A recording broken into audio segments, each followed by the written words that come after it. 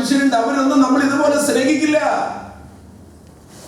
ദൈവത്തിന്റെ ആ സ്നേഹമാണ് ഇന്ന് നമ്മൾ അനുഭവിക്കുന്നത്. ഇന്ന് ഞാൻ ഈ അൾത്താരയിൽ ഒരു വൈദികനാകാൻ അമ്മയുടെ ഗർഭപാത്രത്തിൽ ഒരു ചക്കയെ പോലെ എന്നെ ദൈവം സൃഷ്ടിച്ചെങ്കിൽ ഈ അൾത്താര കണി കാണില്ല. ഞാൻ ഇവിടെ നിങ്ങളോടൊന്നും സംസാരിക്കാൻ ഉണ്ടാകില്ല.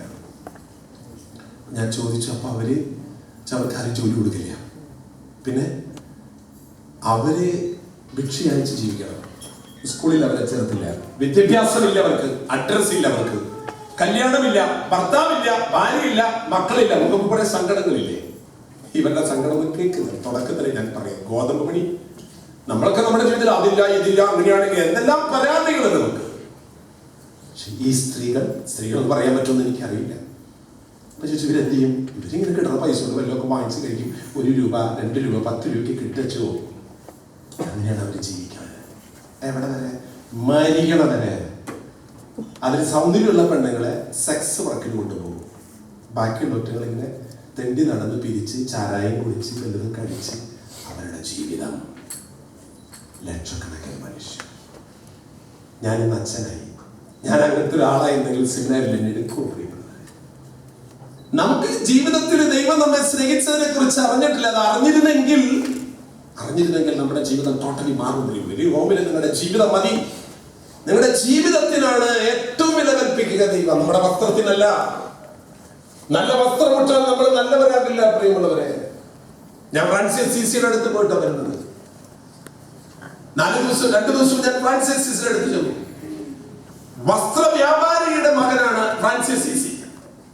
ഏത് തരം വസ്ത്രം വേണമെങ്കിൽ ധരിക്കാം, കോടികൾ വിലമതിക്കുന്ന വസ്ത്രം ധരിക്കാം. ഫ്രാൻസിസ് എല്ലാം ഊരി വെച്ച് അപ്പന്റെ കയ്യിൽ കൊടുത്തിട്ടുണ്ട്. അപ്പ ഈ ഉടുപ്പ് നല്ല വസ്ത്രം ഇട്ടാലൊന്നും മനുഷ്യൻ നന്നാവില്ല കേട്ടോ. ഫ്രാൻസിസ് സീസി അടിവസ്ത്രം വരെ ഊരി വെച്ചിട്ട് ഇറങ്ങി തിരിച്ച ഫ്രാൻസിസ് സീസിയുടെ ആ കളറൊക്കെ തൊട്ടിട്ട് ഞാൻ വന്നിട്ടുള്ളത്. എൻ്റെ ഓപ്പറേഷന് മുമ്പ് എനിക്കൊരു ആഗ്രഹം ഉണ്ടായിരുന്നു. ആ വിശുദ്ധനായ ആ മനുഷ്യന്റെ ജീവിതത്തിന്റെ കളറിൽ തുടർന്നു ഞാൻ തൊട്ടിട്ടാണ് ഞാൻ ഓപ്പറേഷന് പോയത്. ഭാഗ്യം, ദൈവം ഇതുപോലൊരു ഭാഗ്യം എനിക്ക് കിട്ടി. പ്രിയമുള്ളവരെ, നമ്മുടെ വസ്ത്രത്തിനല്ല വില, നമ്മുടെ ജീവിതത്തിനാണ്. അത് നാം ജനിക്കുമ്പോ തന്നെ ദൈവം എല്ലാം തന്നിട്ടുണ്ട്. ഞാൻ ആ സ്ത്രീകളെ കുറിച്ച് അവരെ കുറിച്ച് ചോദിച്ചപ്പോൾ അവർ പറഞ്ഞു, ഫാദർ, ആ ഡ്രൈവർ എന്നെ യാത്രയിൽ പറയാണ്, ഫാദറെ, ഇവർ മരിച്ചു കഴിഞ്ഞാൽ ഇവർക്ക് ഒന്നുമില്ല, ജീവിതം ഒന്നുമില്ല. അസുഖം വന്നാൽ ആര് കൊണ്ടുപോകും ഇവരെ? നമുക്കൊക്കെ അസുഖം വന്നാൽ ആശുപത്രി കൊണ്ടുപോയില്ലേ? ആര് കൊണ്ടുപോകും? ഇവർക്ക് അവിടെ ഇൻഷുറൻസ്. ഇവർക്ക് രോഗം വന്നാൽ എന്താ മോളെ, നിനക്ക് വയ്യ മോളെ, ആര് ചോദിക്കും? കണ്ടില്ല. ഇവർക്ക് എന്താ പറ്റി? ഭർത്താവിനോട് ഭാര്യ ചോദിക്കുന്നു, ഭാര്യ ഭർത്താവിനോട് ചോദിക്കുന്നു. ഇവരോട് ആരും ചോദിക്കാറില്ല പ്രിയമുള്ളവരെ, പറയാനില്ല ഇവരോട്. ഇവർ മരിച്ചു കഴിഞ്ഞാൽ രാത്രി 12 മണി കഴിഞ്ഞിട്ട് അടക്കം കൊണ്ടുപോകാൻ, ഇരുട്ടായിട്ട് ഇവരെ കൊണ്ടുപോകാൻ പാടുള്ളൂ. നമ്മൾക്ക് മരിച്ചു കഴിഞ്ഞാൽ മഞ്ചയില് പാട്ടൊക്കെ പാടി പൂക്കളൊക്കെ വെച്ച് അലങ്കരിച്ചിട്ടില്ലേ കൊണ്ടുപോകുക. മരിച്ചു കഴിഞ്ഞാൽ കൊണ്ടുപോകുന്നത് ഇവരെ വസ്ത്രം കൂരിക്കളഞ്ഞ് നഗ്നരാക്കി 2 കയ്യും കൂട്ടിക്കെട്ടി കമത്തിക്കിടത്തി നിലത്തൊക്കെ വലിച്ചിട്ടാണ് കൊണ്ടുപോകുക. ആരെ? ഇവര് തന്നെ കൊണ്ടുപോകണം. ഏത്? ഇങ്ങനെയുള്ള മനുഷ്യര് തന്നെ ഇവരെ ഇതിന് വലിച്ചു കൊണ്ടുപോകുമ്പോൾ ഇതിന് തുപ്പും എന്തെല്ലാം വൃത്തികേടുകള് ഈ ശരീരത്തോട് കാണിക്കാം അതൊക്കെ ചെയ്യും. കൊണ്ടുപോയി ഒരു കുഴി കുത്തി അതിൽ ഇരുത്തി സർവ്വദുഷിപ്പ് അതിനോട് ചെയ്ത് ശപിച്ച് ഇനി ഇങ്ങനെ ഒരു ജന്മം ഉണ്ടാകുന്നുണ്ട്. മണ്ണിട്ട് മൂടുന്നത് ആരാ? അവരെ അവരുടെ കൂട്ടത്തിലുള്ള ആൾക്കാരെ. അവരുടെ മനസ്സിൽ എന്താപ്പോ? എനിക്കും ഇത് തന്നെയാണ് ഗതി. പ്രിയമുള്ളവരെ, നമ്മളൊക്കെ എത്ര ബ്ലെസ്സഡ് ആണ്. ഇത് മാത്രം നിങ്ങൾ ഗ്രഹിച്ചാൽ മതി. ദൈവം നമുക്ക് തന്നിട്ടുള്ള നന്മകൾ. ഇതാണ് സങ്കീർത്തനം. കർത്താവ് എനിക്ക് നൽകിയ നന്മകൾ ഓർക്കുമ്പോൾ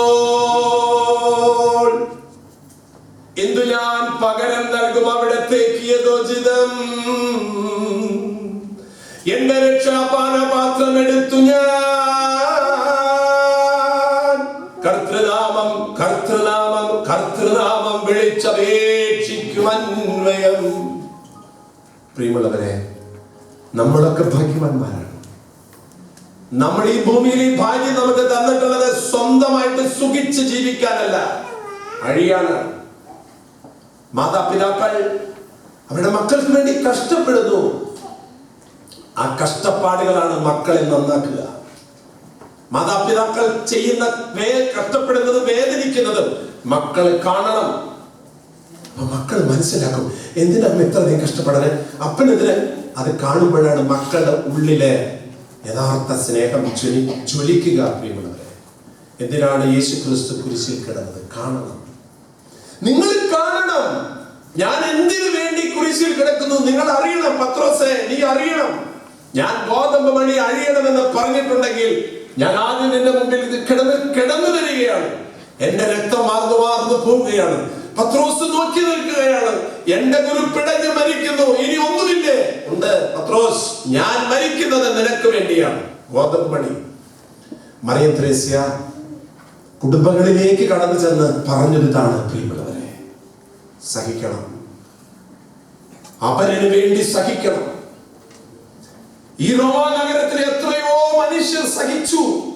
അവരെ രക്തം വീണ സ്ഥലമാണിത്.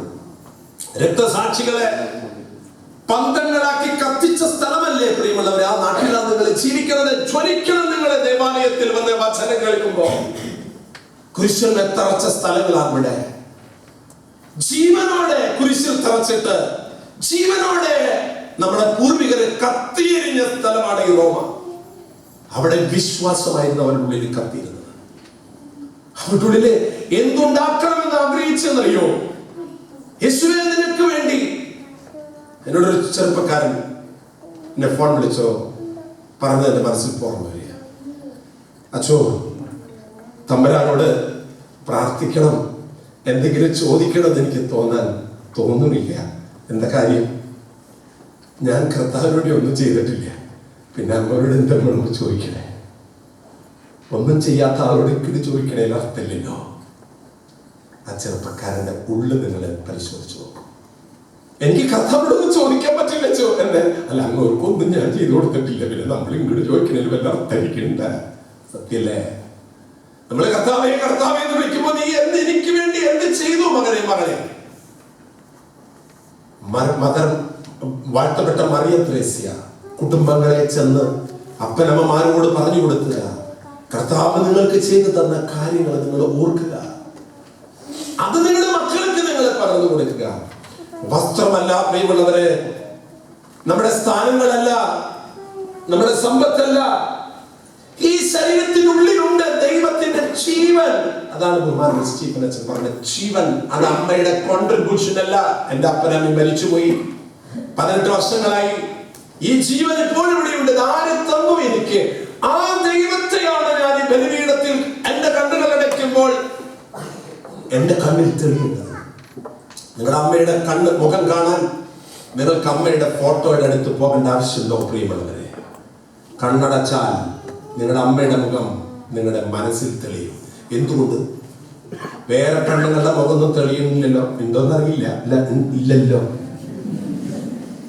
കണ്ണടച്ചാൽ നിന്റെ അമ്മയുടെ മുഖം നിന്റെ മുഖത്ത് തെളിയും. എന്താ കാരണം?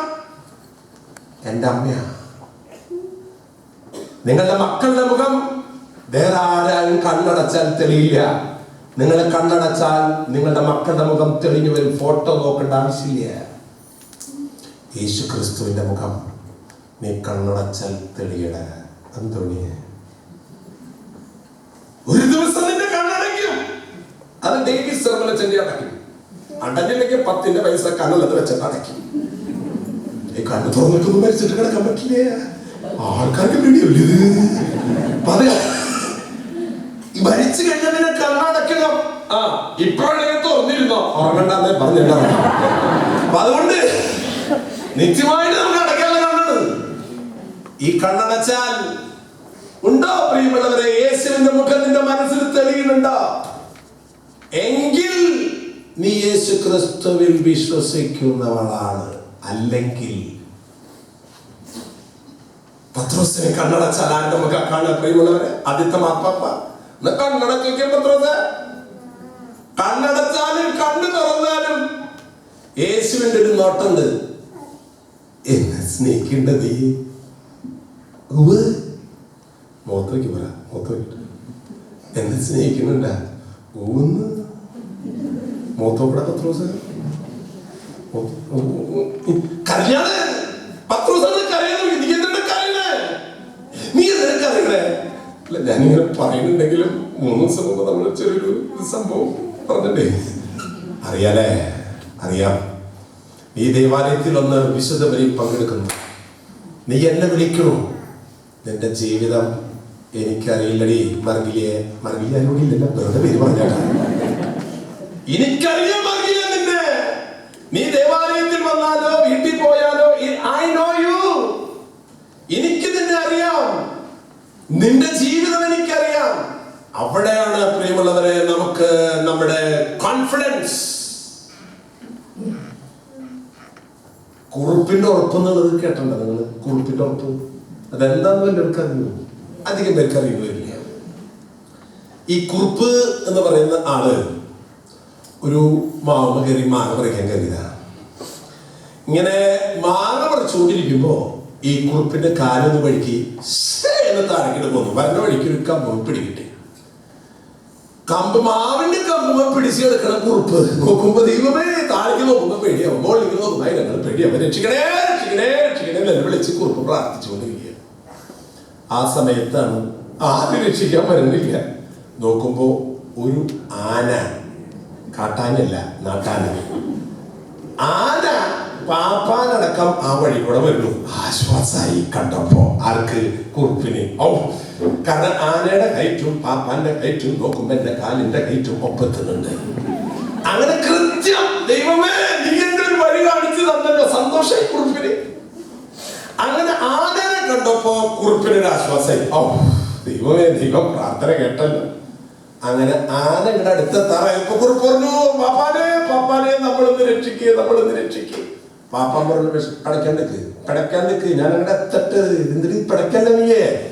അങ്ങനെ ആന ഈ കുറുപ്പിന്റെ ചുവട്ടിലെത്തിയപ്പോ പാപ്പാൻ തെക്ക് തിരക്കടിക്കല്ലോ, ഇറക്കാൻ തന്നെ. അങ്ങനെ പാപ്പാൻ ഇയാളുടെ കാലം പിടിച്ച് ആനയെ പുറത്തേക്ക് ഇങ്ങനെ ഇറക്കി രക്ഷപ്പെടുത്താനുള്ള ഒരു സിസ്റ്റമൊക്കെ ശരിയാക്കി. പക്ഷെ നമ്മുടെ വീട്ടിൽ നമ്മൾ ശ്രദ്ധിക്കണം. നമ്മൾ എന്തെങ്കിലും കാര്യങ്ങളൊക്കെ ഭർത്താവ് ഒരു കാര്യം ചെയ്യുമ്പോൾ ഭാര്യയോട് പറഞ്ഞിട്ടാവണം. മനസ്സിലായില്ല? ഭാര്യ എന്തെങ്കിലും ചെയ്യുമ്പോൾ ഭർത്താവിനോട് പറയണം. എല്ലാവരും ഇങ്ങനെ മുഖത്ത് നോക്കി തുറപ്പിച്ചു എന്തെങ്കിലും പറയണേ എന്നുള്ള രീതിയിൽ എല്ലാവരും മുഖത്ത് നോക്കി കിടന്നത് അതവിടെ ഇരിക്കട്ടെ. അങ്ങനെ ഈ പാപ്പാൻ ഈ കുറുപ്പിനെ പിടിച്ച് ഇറക്കാനായിട്ട് നിന്നപ്പോ ഈ പാപ്പാൻ, നിങ്ങൾ എന്നെ തുറപ്പിച്ചു നോക്കിയതിന്റെ അർത്ഥം പാപ്പാൻ മനസ്സിലായിട്ടില്ല. പാപ്പാൻ ഇങ്ങനൊരു കർമ്മം ചെയ്യുമ്പോ ആനോട് പറയണമായിരുന്നു. ആന അറിയില്ല, ആന ഇപ്പോഴത്തെ അവസ്ഥ എന്താ? ഇപ്പോഴത്തെ അവസ്ഥ പാവം കുറുപ്പ് മരത്തിന്റെ മുകളിൽ കിടന്ന് എങ്ങനെയും രക്ഷപ്പെടുന്ന നോക്കുമ്പോ നമുക്ക് ആരും പാപ്പാൻ പിടിച്ചു വലിച്ചെടുക്കണം. കുറുപ്പൂറിന്റെ പാപ്പാന്. അപ്പൊ ഞാനിപ്പോ എന്ത് ചെയ്ത? ആന പോയി. അപ്പൊ രണ്ടുപേരും അപകടത്തിലായി. കുറുപ്പിങ്ങനെ ഭയങ്കര വിശ്വാസത്തിൽ ദൈവമേ പ്രാർത്ഥിച്ചിട്ട് കിട്ടിയതാണ് ആരെ? ഈ പാപ്പാനെ. പക്ഷെ പാപ്പാന് ഇപ്പൊ നമ്മുടെ കാലിൽ പിടിച്ച് വലിച്ചു കിടന്നുകൊണ്ടിരിക്കുന്നതാണ്.